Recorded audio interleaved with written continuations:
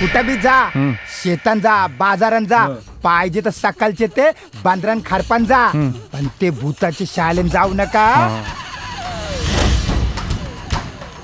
भूताची शाळा, भूताची शाळा, भूताची शाळा. अरे बंटी काय झालं? आजोबा भूत सर, भूत असतात.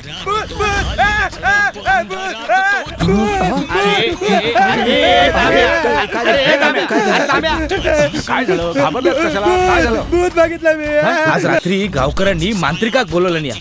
आता बघूया तो काय करतो. हा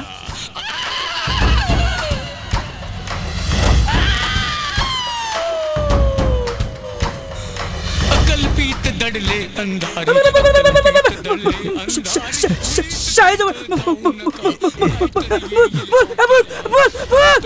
ही जमीन नको आपल्याला. चल चल चल चल. शहरातल्या एखाद्या माणसाला आपण ही जमीन विकायची. मग त्या भूताने त्या माणसाला मारलं तरी चालेल. काही तर म्हणे भूताची शाळा. हे जर शहरात सांगितलं ना, लोक मूर्खात काढतील आपल्याला. पण असं यज्ञ वगैरे करून काही एक होणार नाही. आपल्याला भूताच्या शाळेमध्ये गेलं पाहिजे.